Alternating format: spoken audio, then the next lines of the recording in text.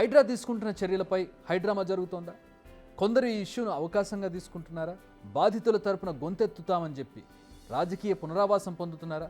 ఇందుకే హైదరాబాద్లో హైడ్రా పేరుతో జరుగుతున్న రాజకీయం ఏంటి? హైడ్రా ఇప్పుడు తెలంగాణ పాలిటిక్స్ వీటి చుట్టే తిరుగుతున్నాయి. ఏ రోజు ఏ క్షణం ఎక్కడ అక్రమ కట్టడం కూలుతుందో అనే భయం అక్రమార్కుల్లో కనిపిస్తోంది. ఇప్పటికే అనేక కట్టడాలు కూలాయి, మరికొన్ని కూలడానికి రెడీగా ఉన్నాయి. లేటెస్ట్గా హైడ్రాపై ఫుల్ ఫైర్లో ఉన్నారు. వారందరికీ తెలంగాణ భవన్ కేర్ ఆఫ్ అయింది. బాధితులంతా అక్కడికి చేరుకున్నారు. తమ ఆవేదనను వెళ్ళగక్కారు, కష్టాలను చెప్పుకున్నారు. తామంతా భయంతో ఉన్నామని చెప్పారు. దీంతో బీఆర్ఎస్ నేతలు వారికి న్యాయం చేస్తామని హామీ ఇచ్చారు. వారి తరపున పోరాడతామని భరోసా కూడా కల్పించారు. వీళ్ళ కన్నీళ్లు బారిస్తున్నాడు. మూసీలో గోదావరి నీళ్లు కాదు, ఈ పేదల కన్నీళ్లు బారిచ్చేటువంటి ప్రయత్నం చేస్తున్నాం. నీ హైడ్రా అంటే ఓ హైడ్రోజన్ బాంబులాగా అయిపోయింది. ఎవరికి నిద్ర లేకుండా అయిపోయింది. ఏ రాత్రి ఏమవుతుందో అని చెప్పి ఆ సోషల్ మీడియాలో కొన్ని ఇల్లు కూలగొడుతున్న దృశ్యాలు చూస్తే అసలు మా ఇల్లు ఏమవుతుంది అనేటువంటి ఒక ఆందోళనలో ఉన్నారు. అంత బాగానే ఉంది. మనం ఇంతకు ముందు చెప్పుకున్నాం, నిరాశ్రయులకు నిస్సహాయులకు అండగా ఉండడంలో తప్పు లేదు, ఉండాలి కూడా. తప్పు జరిగితే ప్రశ్నించాలి, నిలదీయాలి, అవసరమైతే గల్లా పట్టుకుని ఎదిరించాలి. కానీ హైడ్రా విషయంలో ఏం జరుగుతోంది? తప్పు జరుగుతోందా? ఎఫ్టీఎల్ బఫర్ జోన్లలో ఉన్న వాటినే కూలుస్తున్నారు. ప్రిన్సిపల్ సెక్రటరీ దానకిషోర్, అలాగే హైడ్రా చీఫ్ అయినటువంటి రంగనాథ్ ఇద్దరు కూడా మాట్లాడారు. పర్మిషన్స్ క్యాన్సిల్ అయిన తర్వాతే బిల్డింగ్స్ను కూలుస్తున్నాం, ఎఫ్టీఎల్ బఫర్ జోన్ పరిధిలో ఉన్న వాటిని మాత్రమే కూలుస్తున్నామని ఒక క్లారిటీ ఇచ్చారు. అనేక అంశాలకు సంబంధించి వాళ్ళు విస్తృతంగా మాట్లాడారు. ఒకవేళ అన్ని పర్మిషన్స్ ఉంటే కనుక వాటిని మళ్ళీ రీవోక్ చేసి, అంటే క్యాన్సిల్ చేయించే కూల్చుతున్నాము. యాక్టివ్గా పర్మిషన్స్ ఉంటే, అంటే మీ దగ్గర అన్ని పర్మిషన్స్ యాక్టివ్గా ఉంటే వాటిని క్యాన్సిల్ చేయకపోతే కూల్చడం లేదు.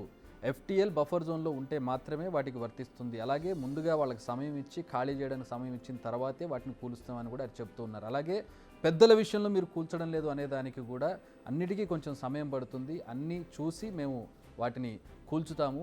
మేము సైలెంట్గా ఉన్నామని చెప్పి మేము ఏం పని చేయట్లేదు అనుకోకూడదు, అభాండాలు వేయకండి. అలాగే హైడ్రా అనేది ఏదో మీ మీద దాడి చేయడానికి వచ్చిన సంస్థ కాదు. హైడ్రా అనేది భవిష్యత్తు తరాల కోసం ఏర్పాటు చేయబడినటువంటి సంస్థ. ఇది ప్రజలకు మంచి చేసేది. ఒక 10 మంది బాధపడ్డా కూడా 1000 మంది బాగుండాలనే ఉద్దేశంతో ఏర్పాటు చేసినటువంటి వ్యవస్థ హైడ్రా అనేది. ఇప్పుడు ఇక్కడ కూల్చేది రేపు వచ్చే నెక్స్ట్ తరాల పిల్లలకు కావచ్చు, వాళ్ళ పిల్లలకు కావచ్చు మంచి జరగాలని, నగరాలు మునిగిపోకుండా ఉండడానికి చేసేటటువంటి ప్రయత్నం ఇది అని చెప్పి హైడ్రా చీఫ్ ఒక క్లారిటీ ఇచ్చే ప్రయత్నం చేశారు. ఇప్పటి వరకు కూలిన కట్టడాలన్నీ కూడా మెయిన్ ఎఫ్టీఎల్లో ఉన్నవే.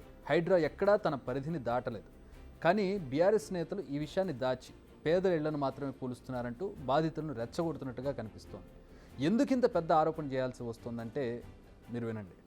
ఇల్లు పక్క వాళ్ళని తీసేస్తుంటే మాకు భయమై ఇక్కడ వచ్చి చెప్పుకోవడానికి వచ్చినామండి. మా దాంట్లో ఎవరు రాలేరు, ఇంకా ఎవరు చెప్పలేదు, మార్క్ వేయలేదు. మేము పైసా కూడా పెట్టి మా పిల్లలు 3 పెద్దగా అయినాక ఇల్లు 10 సంవత్సరాలు రెంట్కుండి ఇప్పుడు ఇల్లు తీసుకొని 10 సంవత్సరాలు అవుతుందండి. మేము హైదర్షాకోట్ నుంచి వచ్చామండి. మూసీ బాధితుల్లో మేము ఒకరము. అంటే మాకు ఒక క్లారిటీ లేదండి, ఎఫ్టీఎల్లో ఉన్నామా బఫర్ జోన్లో ఉన్నామని మాకు తెలీదు. కానీ మా సరౌండింగ్స్ ఆల్రెడీ మార్క్ చేస్తున్నారు, నోటీసులు ఇస్తున్నారని తెలిసి మేము భయపడి గత కొన్ని రోజులుగా భయపడుతూనే ఉన్నామండి. అసలు తిండి తినట్లేదు, నిద్రపోవట్లేదు, ఎక్కడ ఎవరు వస్తారో అని భయపడుతున్నాము. నోటీసులు ఇస్తే 48 hours కూడా ఆగట్లేదండి కూల్ చేయడానికి. సో మా భయంతోనే ఇక్కడ ఒక భరోసా దొరుకుతుందని ఆ హోప్తోనే వచ్చామండి ఇక్కడికి. మార్క్ అయితే చెయ్యలేదు, అటు సైడ్ అంతా బఫర్ జోన్ అని చెప్పేశారు. అంటే ఇంకా నోటిఫికేషన్ అయితే ఏమి ఇవ్వలేదు. ఎందుకంటే నోటిఫికేషన్ వచ్చేంత వరకు ఆగడం అయితే లేదు. ఎందుకంటే అంత టైం మాకు లేదు, ఇంకా చేయలేదండి మాకు మార్క్ అయితే. వీరంతా మూసీ నది పరివాహక ప్రాంతాల్లో ఉండేవారు. చాలా మందికి అసలు నోటీసులు కూడా రాలేదు, ఎలాంటి మార్కింగ్స్ చేయలేదు. మరికొందరు జస్ట్ అద్దెకున్నవారు మాత్రమే. కానీ వీరందరిలో ఒక భయం ఉంది. ఎక్కడ తమ ఇల్లు కూలిపోతుందో అనే భయం, ముందు భయం.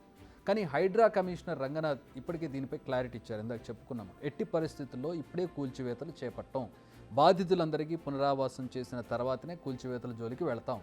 అసలు పునరావాసం కల్పించడానికి మార్కింగ్స్ చేస్తున్నాం. ఇందులో కూడా ముందు స్వచ్ఛందంగా తరలి వెళ్లే వారిని గుర్తిస్తూ ఉన్నారు, తమకు తాముగా వెళ్ళిపోయే వాళ్ళని గుర్తిస్తున్నారు. ఆ తర్వాత ఎవరైతే ఇంకా అక్కడే ఉండాలని కోరుకుంటున్నారో వాళ్ళ మీద ఫోకస్ చేయాలని ఆలోచిస్తున్నారు. వాళ్ళకి కౌన్సిలింగ్ ఇవ్వడం ద్వారాను, వాళ్ళకి ఆల్టర్నేట్ చూపించడం ద్వారాను వాళ్ళని ఖాళీ చేయించే ప్రయత్నం చేస్తారు.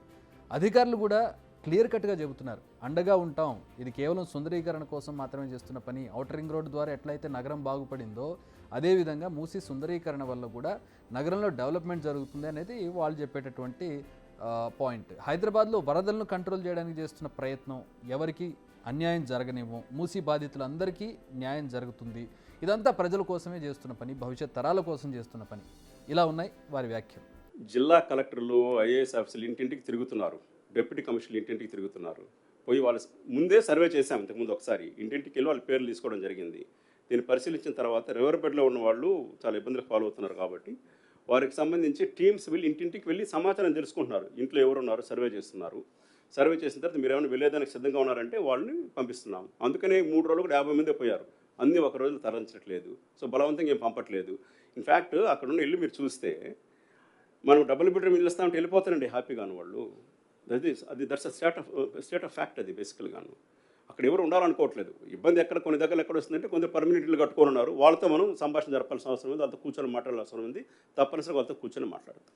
బట్ ప్రధాన ప్రతిపక్షం మాత్రం దీన్ని ఒక పొలిటికల్ ఎజెండాగా చూస్తున్నట్టుగా కాంగ్రెస్ ఆరోపిస్తోంది. ఈ అంశాన్ని ఓ అస్త్రంగా మలుచుకుని అధికార పక్షంపై ప్రయోగిస్తోందని, విమర్శల వర్షం కురిపిస్తోందని, ప్రతి పనిని ప్రశ్నిస్తోందని కాంగ్రెస్ అంటోంది. కానీ ప్రభుత్వం చేస్తున్న కృషిని మాత్రం గుర్తించడం లేదు. అసలు ఎందుకు దీన్ని ఏర్పాటు చేశారు, ఏ ఉద్దేశంతో ఏర్పాటు చేశారనే పాయింట్ను మిస్ చేస్తున్నారనేది కాంగ్రెస్ నేతల ఆరోపణ. ఇప్పటికైనా తీరు మార్చుకుంటే మంచిదనే అభిప్రాయం వాళ్ళు వినిపిస్తున్నారు. ఎందుకంటే ఏ పని కూడా ఓవర్ నైట్లో కాదు, కాస్త కష్ట నష్టాలు ఉంటాయి, నొప్పి ఉంటుంది. 10 ఏళ్లు పాలించిన బీఆర్ఎస్కు ఇవి తెలియని కాదు.